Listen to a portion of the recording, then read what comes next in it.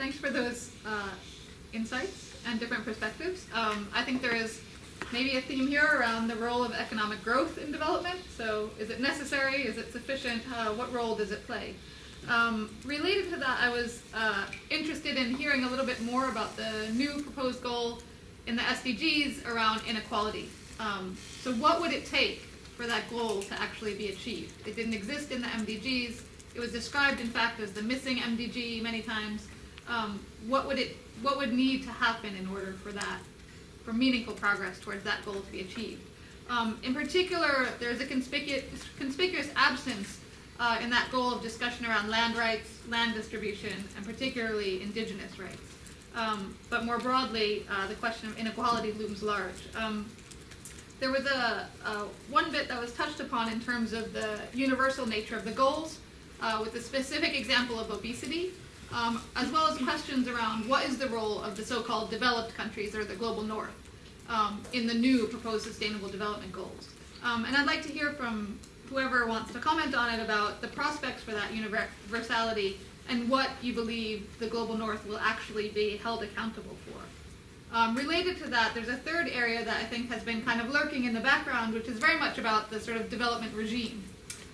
So this is a UN-led process, but we still have the World Bank and the IMF clinging to what I would call a neoliberal sort of Washington consensus, or so-called post-Washington consensus. What role have the MDGs played in challenging or reinforcing that, and what role will the proposed SDGs play in that process? So if you could each comment on any of those that you'd like to. You don't have to each answer all of those. For about another 5 minutes, and then after that we can have questions from the floor.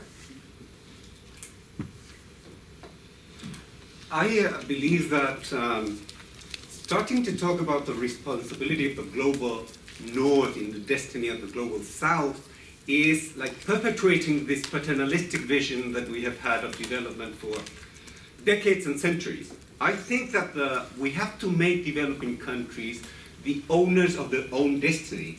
And when I say that, I think that that's precisely the essence of development. The essence of development, and when I talk about development, I'm thinking both of countries and of human beings, is to make human beings and countries the owners of their own destiny. So basically, it is a fundamental aspect of freedom, as Amartya Sen, which is a very prominent development economist, would say. It's the freedom to be able to decide my own destiny. So I think that the global north cannot do for the global south what the global south has to do for themselves. Structural reform to set the foundations for sustained economic growth. Why do I disagree with Tim on this? I disagree with Tim because I think that as important as these aspects as sanitation, nutrition, universal education are, there's nothing that can provide self-reliance to people as having productive employment. If we don't give productive employment to people, they will not be owners of their own destiny. And that is what really development means. Development is not referred to the amount of assets, and in that I agree with the rest of the speakers, totally agree. But development means to be able to provide for myself in a sustainable way, and to be able to make my own decisions, not to be relying on the help from the global north, or the help from the global north, or from the help of the government, etc. That's why I say that economic growth is so important.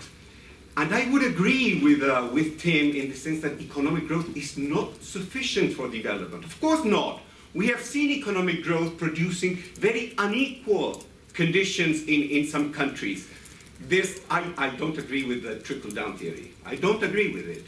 Because basically when you don't have political institutions which really guarantee equality for all in a country, most of the proceeds of economic growth will go to the people that have the capital, the people that are normally in the spheres of power in that society. So basically, we need good institutions, but economic growth is a necessary condition. It's not a sufficient condition, but it's a necessary condition. Without economic growth, we don't have the possibility of providing productive employment for everyone in the future. And that's why I think economic growth is essential. Go ahead. I'll follow behind. Yeah, go ahead. I think we disagree less than the here at first. I quite agree that economic growth is a necessary condition, and I'm glad that we agree that you can't, that it's not sufficient, and that it doesn't always help at all for the poorest. When I talk about structural reform, it's exactly that kind of institutional approach that I'm thinking of, and when we talk about economic growth, we end up in a bit of a chicken and egg situation, because the provision of basic services and economic growth are mutually reinforcing. And there is no golden bullet that if you give everybody sanitation, suddenly economic growth will instantly happen. But it's also true that even if you bring in investment, if the population are malnourished and ill and spending all their time collecting water, that investment will unlikely produce additional growth. So we have a problem that you need growth, and you need basic services, and you need to support an educated and healthy population in order to make that happen. And it's the recognition that these things work together, that neither of them happen without the other. That is what I mean when I say that looking at more at the structural forces that either reinforce or prevent that happening is so important. And I think you started out saying, we need to make southern governments responsible for what they're responsible for. The phrasing is a bit unfortunate. I think that they are responsible. That we need to acknowledge their responsibility, but also we need to acknowledge that the North is not passive in these countries. We're not observers of the situation in the rest of the world.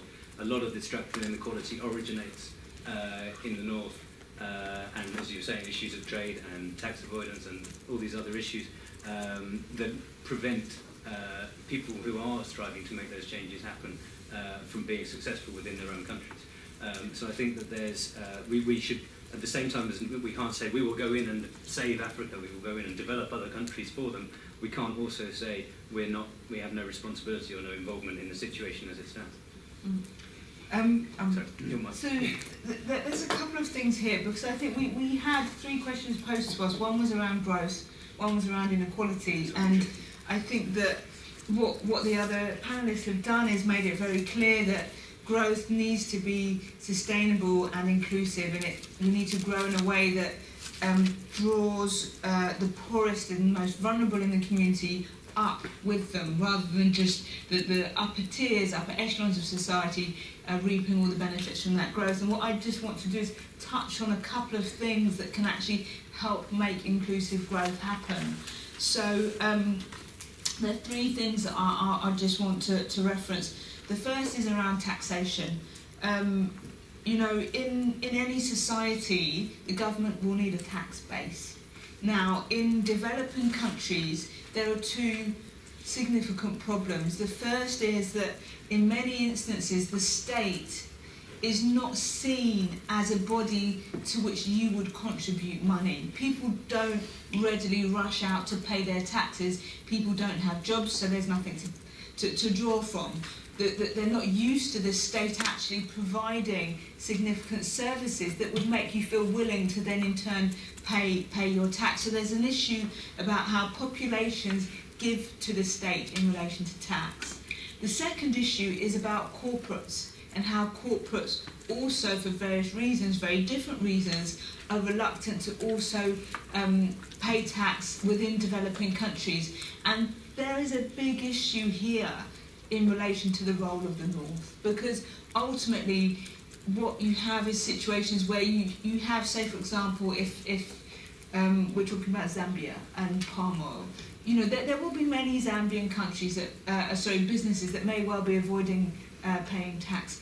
lining up alongside them, there will be British, German and American businesses who are also avoiding their taxes in that country. And that is something that a UK, German or American government could regulate using legislation. So there's something very immediate and real that a developed country could do to support developing countries in building their tax base. And actually instruments like aid, as we mature as a development and an aid community, are the tools that could be used to support developing countries in recouping their tax base, whether it's from corporates or from their own populations.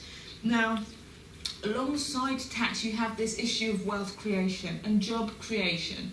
You know, people are hungry and in ill health largely because they are poor. They do not have jobs, they don't have livelihoods.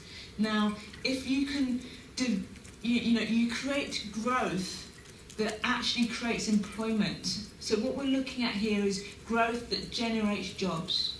And that is fundamental to really progressing along this narrative that we call inclusive growth. Now, the third pillar here, which is an interesting pillar for international development practitioners, is to get those good that job creation going and inclusive growth going, and to get taxation moving. What you need is a very good contract between the state and the citizens in the state. Now, at the moment, the provision of aid is acting as a barrier that prevents the state and its population from contracting with each other. You give me tax and I will give you services. Well, actually the UN are giving all the services for nothing. So where does that leave the state? You know, there are some very interesting issues that will have to be hammered out between the aid community, nation states, when we really look at how countries start to develop the right governance structures and hence relationships with their own populations to get taxation working well and getting job creation working well. Phil, there's probably more to be said, but maybe if we have questions from the floor, is someone gonna? I think we'll have a rotating mic.